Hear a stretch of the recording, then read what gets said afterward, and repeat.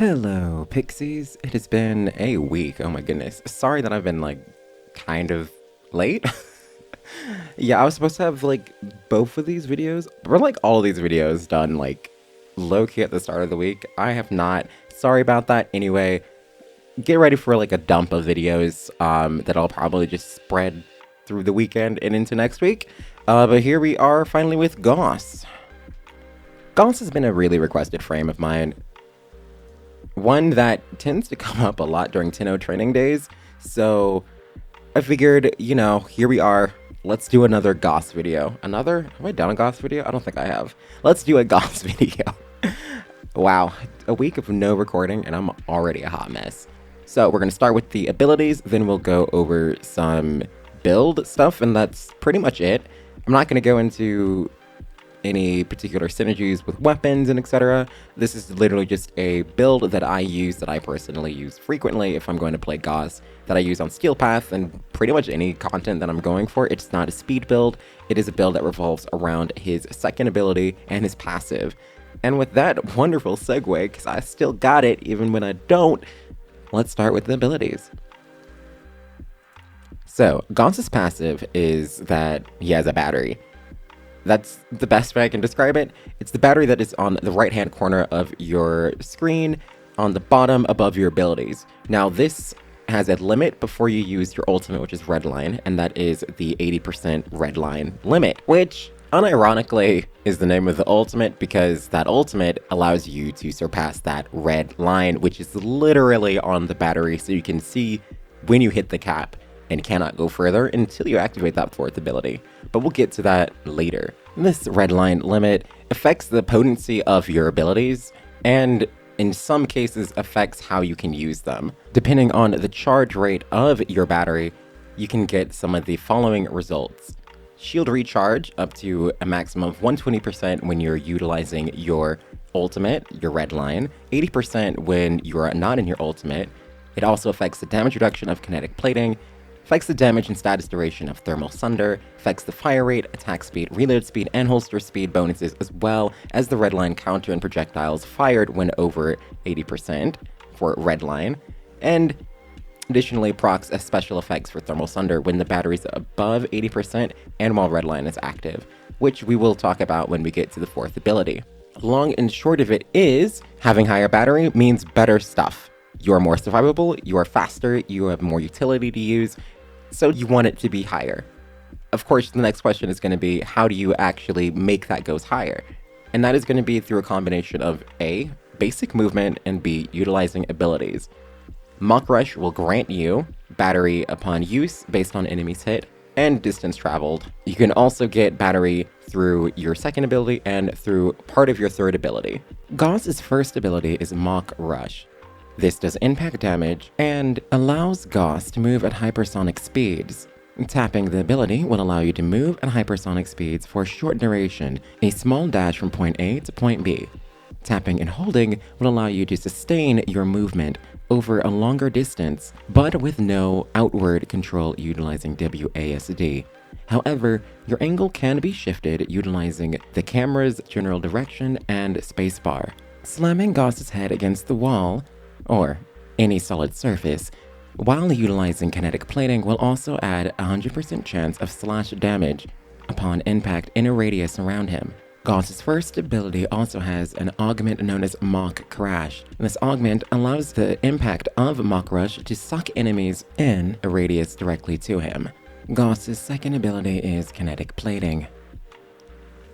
GAUSS generates armor plating that converts a portion of absorbed kinetic energy, physical, heat, cold, and blast, into energy. This protects GAUSS from being staggered or knocked down. Damage resistance is relative to his battery level. Kinetic plating also will grant GAUSS energy regeneration based on a portion of the damage absorbed by kinetic plating. The overall rate of damage reduction is controlled by the battery and by GAUSS's base ability strength. GAUSS's third ability is Thermal Sunder. This is also the ability that is subsumable by Helminth. Thermal Sunder siphons kinetic energy from the area, charging the battery and inflicting cold status on nearby enemies.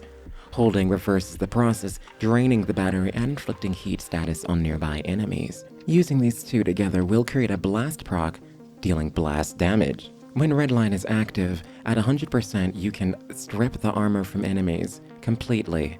GAUSS's fourth ability is Redline. Push GAUSS's battery beyond the red line, supercharging his abilities and setting fire rate, attack speed, reload speed, and holster speed into overdrive.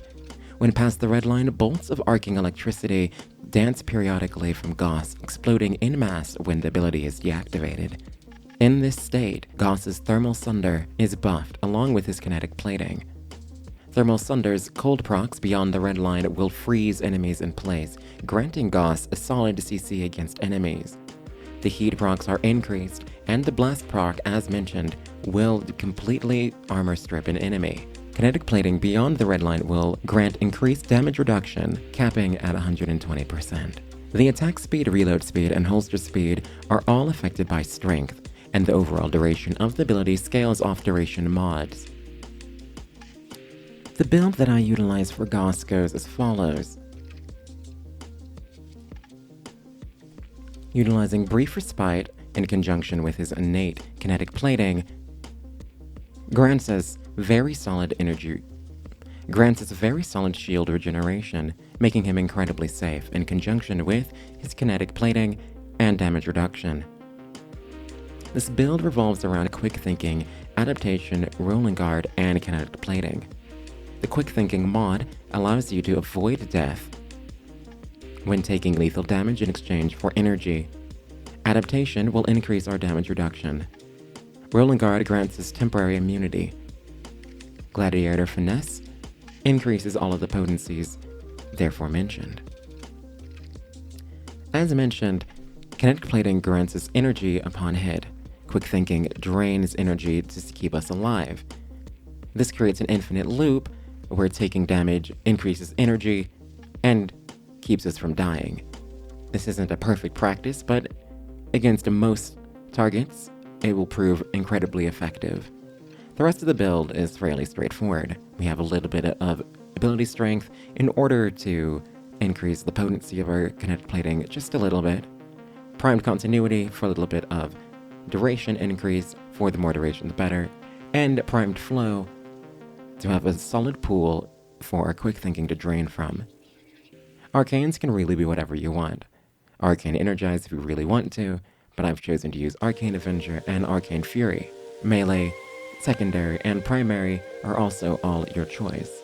This build doesn't utilize GAUSS's abilities for damage, but instead utilizes them for survivability and utility, increasing attack speeds, increasing survivability through damage reduction, and of course CC through the act of cold freezing procs and ignite procs from heat, and finally the armor strip granted by blast procs in Redline state. GAUSS is a very survivable warframe, one that can be utilized across all levels of play, including Steelpath. This build of course gets most of its strength from your weapons, so utilizing a solid loadout for Steelpath will be necessary if you're going to use this frame. Note that GAUSS does not require Helminth. Some options do include Gloom, Silence, and Warcry though.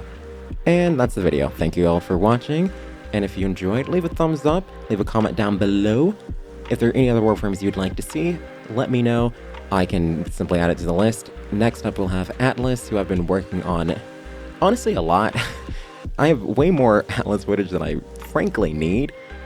Here we are though. And Ivar's also added to that list. Expect the next spy video to be out soon. I still have a few other side projects that are just not done yet, and I feel kind of bad, like my sortie video and my Sister of Parvos name video. I also have a Naraka video that I'm editing currently. It's probably going to turn out to be kind of boring, honestly. I probably shouldn't say that. It's going to be amazing, but it's not going to be nearly as edited as I probably want it to be because I have so much footage. Anyway, that's what you can expect in the next couple of weeks. I'm not even going to say when all of these are coming. I expect at least a couple videos today and tomorrow, and then of course a couple videos next week and going forward. But that's probably what will take us to the end of the month in terms of content on YouTube. I'll see you all again on stream. Can't wait to hang out with y'all, and looking forward to doing some more variety. We'll be playing Hollow Knight this week, and of course we'll have some Smite and Naraka Blade Point. So until next time, Pixies, redeem our glyph, and I'll see you real soon.